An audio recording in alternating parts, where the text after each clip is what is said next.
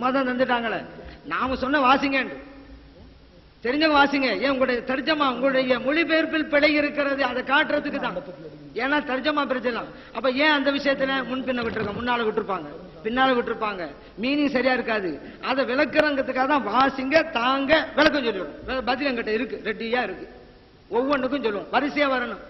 திடீர்னு இது மட்டும் தாங்க, அப்புறம் மத்தெல்லாம் வேணாமா, நீங்க சொல்லுங்க இது மட்டும் தான் பிரச்சனை, மத்தெல்லாம் பிரச்சனை இல்லை அப்படி சொல்லுங்க. நீங்க இடையில கொடுத்தீங்கல்ல ஒண்ணு, அதுக்கு பதில் சொல்லுங்க.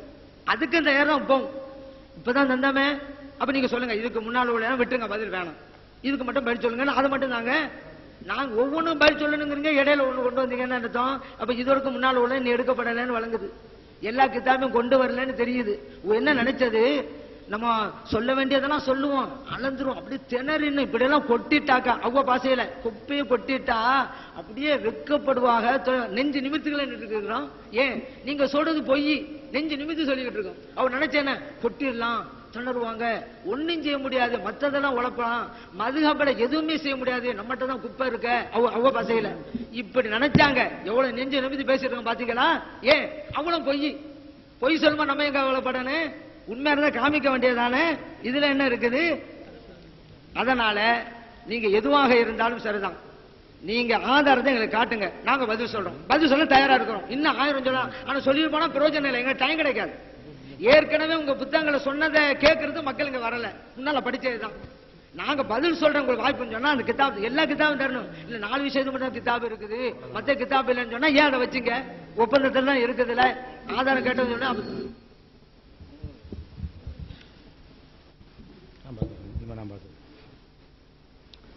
அன்புக்குரிய சகோதரர்களே, அடுத்தபடியாக 9 கேள்வி நாங்கள் ஒரு கேள்விக்கு சொல்லிவிட்டோம், தெரியாட்டி தெரிஞ்சவங்கள்ட்ட கேளுங்க.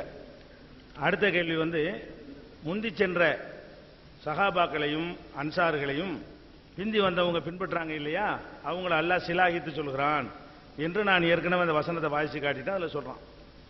அந்த வசனத்தை நீங்க பார்த்தீங்கன்னா அந்த மதுஹப் பின்பற்றுக்கு ஆதாரமா ஃபர்ஸ்ட் மேட்ரு என்ன, அன்சார்கள் முஹாஜிர்கள்ல முந்தி சென்றவங்களை முந்தி சென்றவங்கன்னா மூத்தா போயிட்டவங்க, அல்லது முந்தி இஸ்லாத்துக்கு முன்னுரிமையில் இருக்கிறவங்க, அவங்கள பின்னாடி வந்தவங்க பின்பற்றலாம்ங்கிற ஒரு அர்த்தம் அதுல வருது.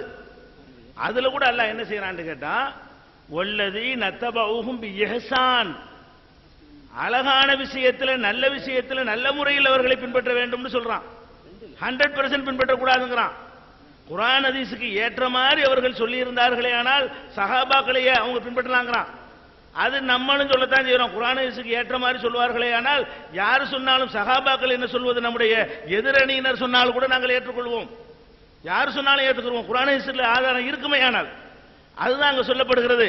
இன்னும் சொல்ல போனால் இதே மாதிரி இன்னொரு வசனம் கூட இருக்கிறது, இதுக்கு ரிலேட்டிவான வசனம் சூரத்து தூர்ல 21வது வசனத்தில் அல்லாஹ் சொல்கிறான், வல்லதீன ஆமனு வத்தபஅத்துஹும் ذُرِّيَّتُهُم بِإِيمَانٍ, யார் நம்பிக்கை கொண்டார்களோ அவர்களுடைய யாருடைய சந்ததிகள் ஈமானோடு அவர்களை பின்பற்றினார்களோ பின்தொடர்ந்தார்களோ அப்படின்னு அவர்களையும் சிலாகித்து அல்லாஹ் சொல்றானே.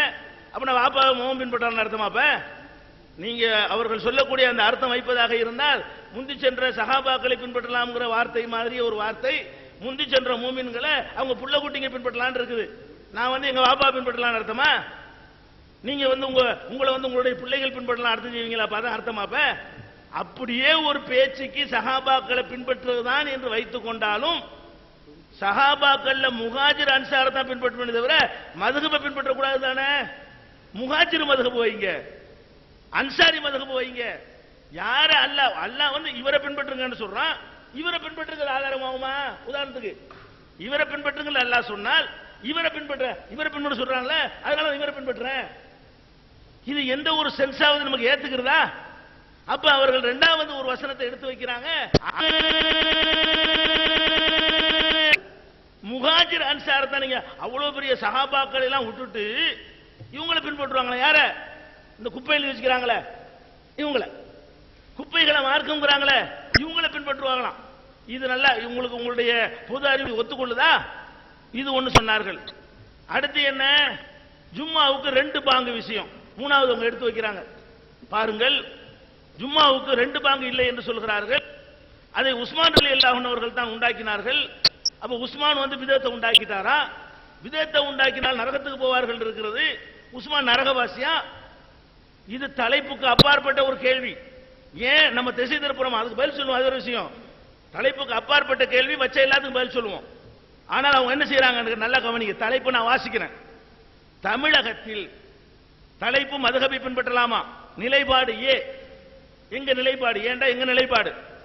தமிழகத்தில் நடைமுறையில் உள்ள ஷாபி ஹனபி மதுஹபுகளின் சட்ட நூல்களில் குர்ஆன் ஹதீஸுக்கு முரணானவையும் குர்ஆன் ஆதாரமோ ஹதீஸின் ஆதாரமோ இல்லாத ஏராளமான விஷயங்களும் உள்ளன.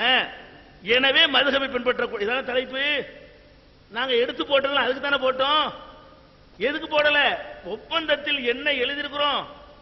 யார் திசை திருப்புறா? ஒப்பந்தத்தில் உள்ளதை பேசுறவங்க திசை திருப்புறாங்களா? பயான் பண்ணி கொண்டிருக்கிறார்கள். அந்த காலம் எப்படிப்பட்ட காலம் என்று சொன்ன கேள்விக்கு பதில் சொல்வதற்கு உள்ள நேரங்களை எல்லாம் பயான் பண்ணுவதற்கு பயன்படுத்திக் கொண்டிருக்கிறார்கள். யார் திசை திருப்புறா? சம்பந்தம் இல்லாத யார் பேசுகிறா? அப்ப இந்த மதுஹப்ல உள்ள குப்பை இருக்குன்றதான் தலைப்புல எழுதி இருக்கிறோம். எழுதுனதான் நிரூபிச்சுக்கிட்டு இருக்கிறோம். நாங்க திசை திருப்பல.